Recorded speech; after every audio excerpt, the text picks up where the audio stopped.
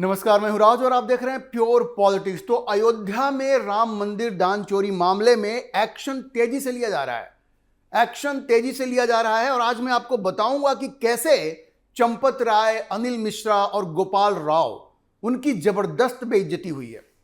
उनकी जबरदस्त बेइज्जती हुई है।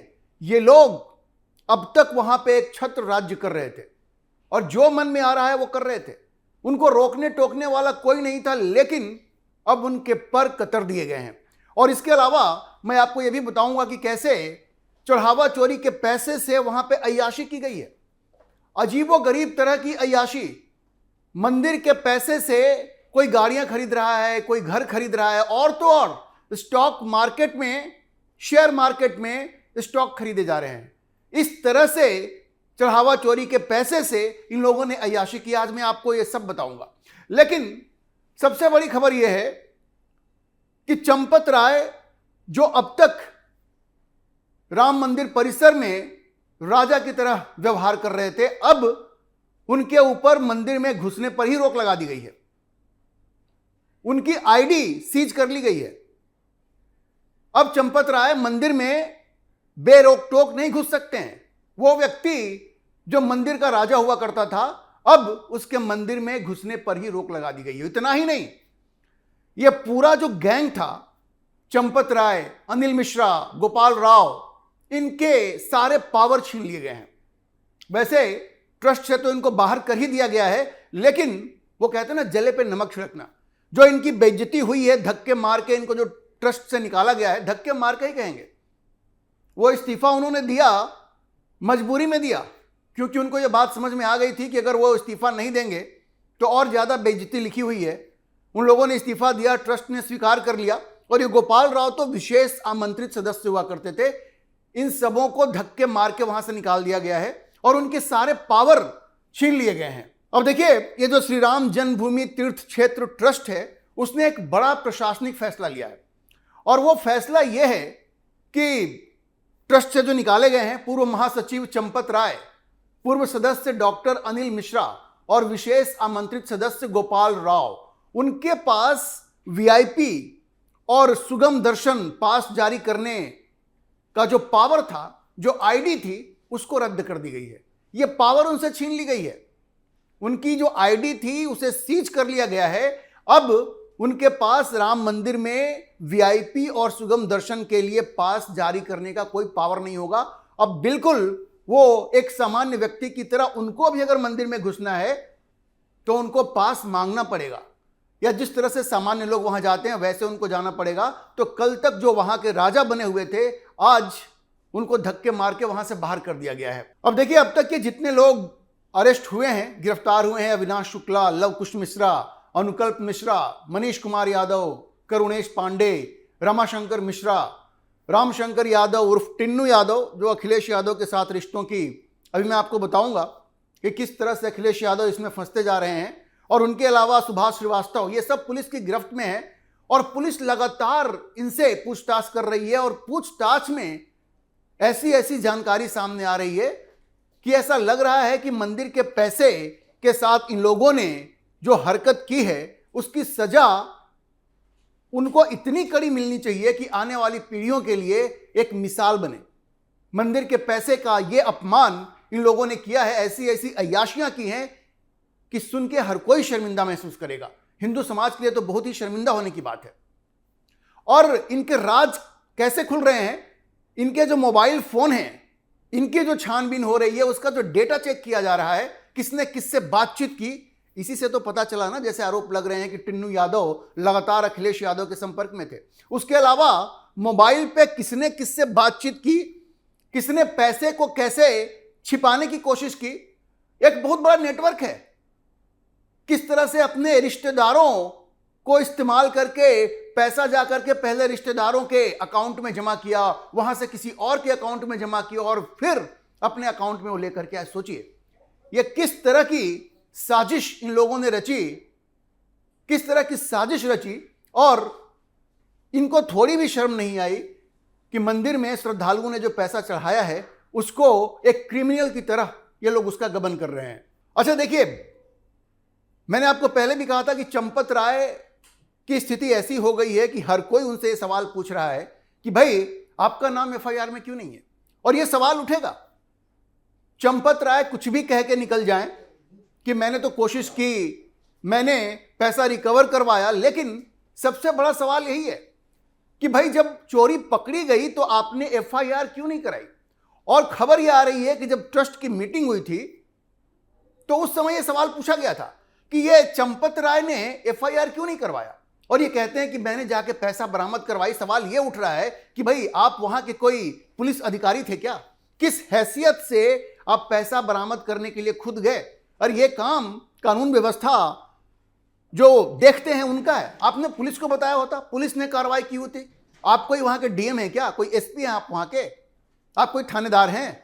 आपको कैसे यह अधिकार मिला कि आप खुद से जाकर के पुलिस को साथ लेकर के आप अलग अलग लोगों के घर में गए और वहां से पैसे आपने कहा कि हमने बरामद कर लिया? ये तो आप डर गए। आपने सोचा कि अगर इस मामले को यहीं पे नहीं दबाया गया तो बात बढ़ेगी और फिर हम भी इसमें फंसेंगे। चंपत राय को यह डर हो गया। लेकिन ट्रस्ट की जो बैठक हुई है, अब खबर यह आ रही है कि उसमें चंपत राय के ऊपर काफी टीका टिप्पणी हुई है और चंपत राय पूरी तरह से बेइज्जत हो गए हैं। देखिए, कुछ लोग उनको बचाने की कोशिश कर रहे हैं, ये सब कहीं ना कहीं मिले हुए हैं, वरना चंपत राय ये कह के नहीं निकल सकते। वो अजीबोगरीब तर्क दे रहे हैं। वो कह रहे हैं कि पहले जो स्टेट बैंक के साथ जो एमओयू साइन हुआ था, कैसे वो स्टेट बैंक पे सब कुछ मलबा डालने की कोशिश कर रहे हैं। वो कह रहे हैं कि जो एमओयू साइन हुआ था वो उस पर तो मैंने साइन किया था 2024 में, लेकिन उसका जब संशोधन किसने किया तो उस पर मेरे सिग्नेचर नहीं थे।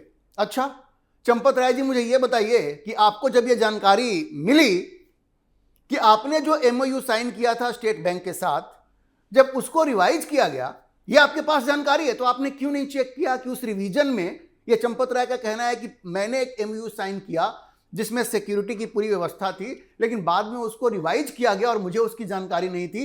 और चंपत राय का यह कहना है कि जो रिवीजन किया गया उसमें सिक्योरिटी के जो उपाय किए गए थे उसको कमजोर किए गए। तो अब सोचिए कैसे फंसते हैं चंपत राय।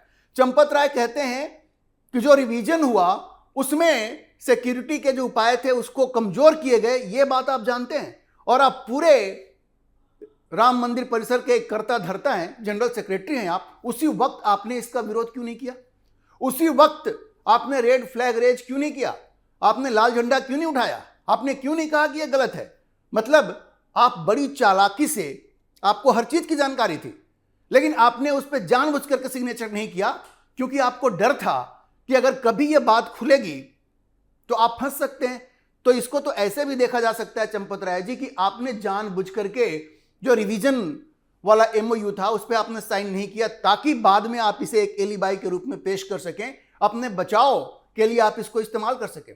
और ट्रस्ट में जब इस बैठक हुई थी तो इस पर पूरी चर्चा हुई कि चंपत राय किस तरह से अपने आप को बचाने के लिए सब कुछ अनिल मिश्रा और स्टेट बैंक ऑफ इंडिया पे डाल रहे हैं कि स्टेट बैंक ऑफ इंडिया के अधिकारी दोषी थे और इधर अनिल मिश्रा दोषी थे। भाई अनिल मिश्रा दोषी थे, लेकिन आपकी जानकारी में यह बात थी। और अनिल मिश्रा कौन था? अनिल मिश्रा भी तो आप ही का आदमी था।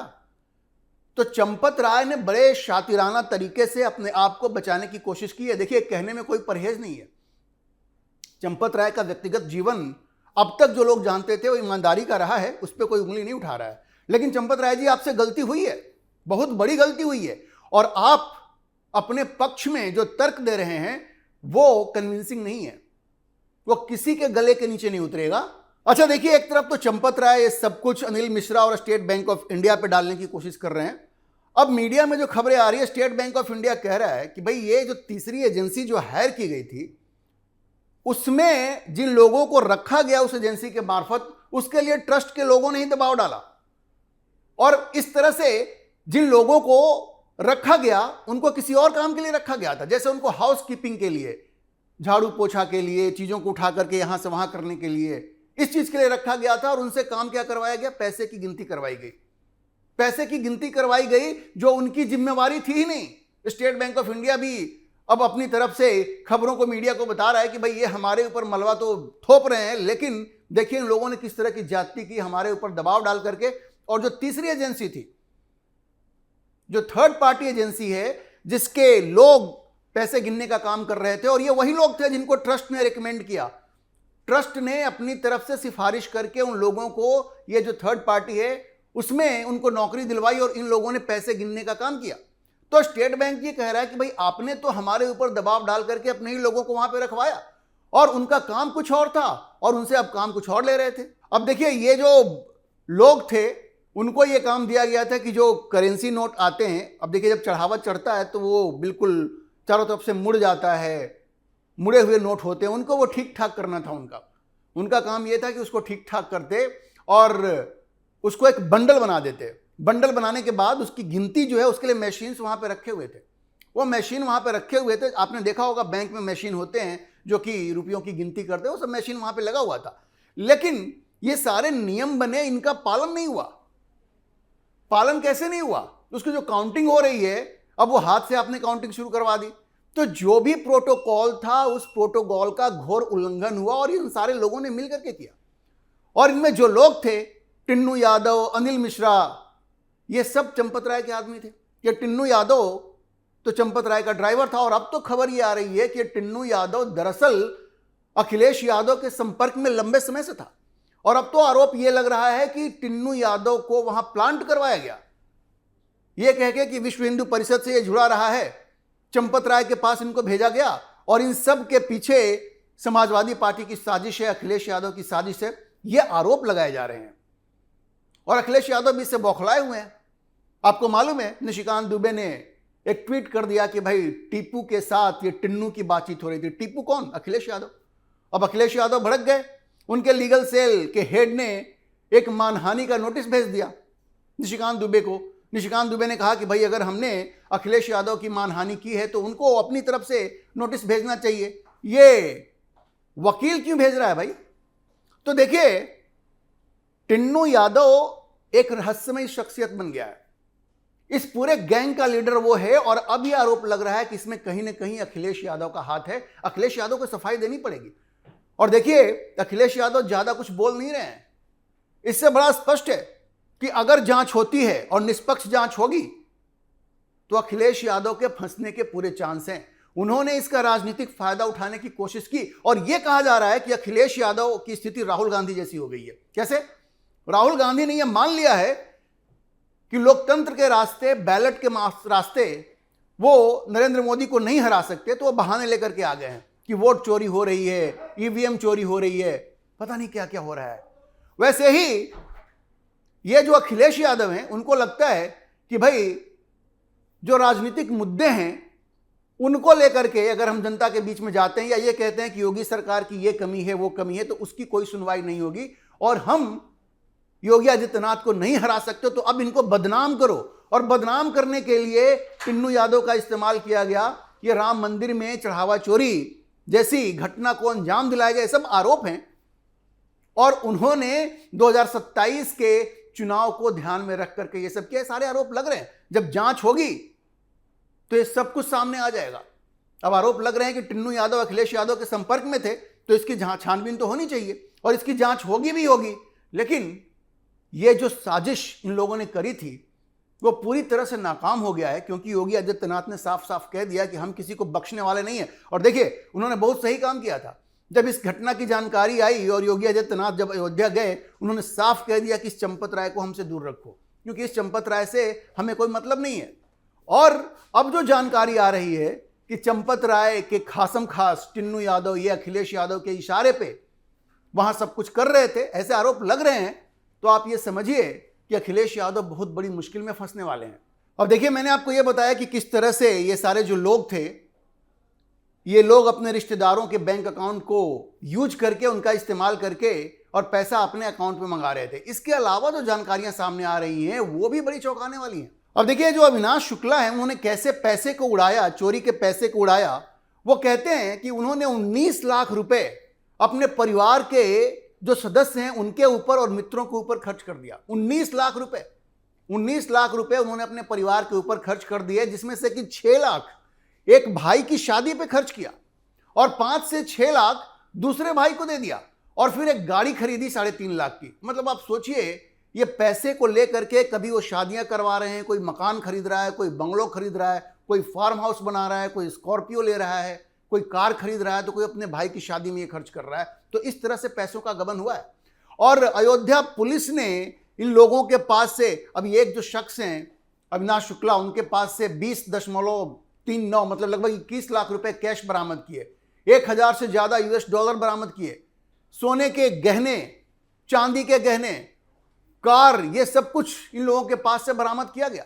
और पुलिस ने एक मारुति ब्रेजा, जिसका रजिस्ट्रेशन नंबर ही बताया गया है UP 42AP6054, वो भी चोरी के पैसे से खरीदा गया था, उसको भी बरामद किया गया और इसका रजिस्ट्रेशन शुक्ला के भाई अभिषेक के नाम पे हुआ था। तो आप समझ लीजिए सारी चीजें पकड़ी जा रही हैं। इन पैसे से इन लोगों ने जितनी अय्याशियां की, जो भी चीजें खरीदी, और ये जिन लोगों ने घर बनाया है ना, योगी बाबा छोड़ने वाले नहीं है उनको, उनके घर पे बुलडोजर भी चलेगा, ये आप तय मानिए। इन लोगों ने पैसे के साथ जो खिलवाड़ किया है, श्रद्धालुओं के विश्वास के साथ जो खिलवाड़ किया है, इसकी इनको कड़ी सजा मिलेगी। और खास करके जो चंपत राय हैं, ये बचने की कितनी भी कोशिश कर लें, ये बच नहीं सकते हैं, क्योंकि वो कहते हैं ना कि जब ताली कप्तान को मिलती है तो गाली भी कप्तान को ही मिलेगी।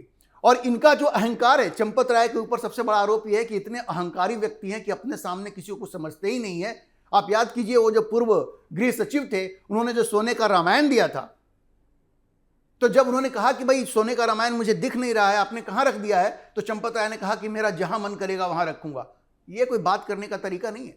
और अगर आप एक फॉर्मर पूर्व IAS अधिकारी से आप ऐसे बात कर सकते हैं, तो दूसरे लोगों से आप कैसे ही पेश आते होंगे, तो समझने वाली बात है। तो चंपत राय इस पूरे प्रकरण में उन्होंने ये साबित किया कि उनपे जो ये विश्वास किया गया कि राम मंदिर परिसर को वो सुचारू रूप से चलाएंगे, वहां की व्यवस्था को ढंग से देखेंगे, ये विश्वास उन पे करना गलत था, क्योंकि वो उसके लायक ही नहीं थे, उनमें वो योग्यता ही नहीं थी। और चूंकि उनमें ये योग्यता नहीं थी, उसी का परिणाम हिंदू समाज को भुगतना पड़ा है और इतना बड़ा घोटाला, स्कैम सामने आया है। चंपत राय, अनिल मिश्रा का नाम FIR में होना ही चाहिए और इनको सजा भी मिलनी ही चाहिए। आज मिले कल मिले, इनको सजा जरूर मिलेगी। अभी के लिए इतना ही। हम इस खबर पर नजर बनाए रखेंगे और आपको अपडेट करते रहेंगे। इस विषय पर आप क्या सोचते हैं, अपनी राय कमेंट बॉक्स में जरूर लिखें। और अगर आपको ये वीडियो पसंद आया तो आप इसे लाइक करें, शेयर करें और हमारे चैनल को सब्सक्राइब जरूर करें।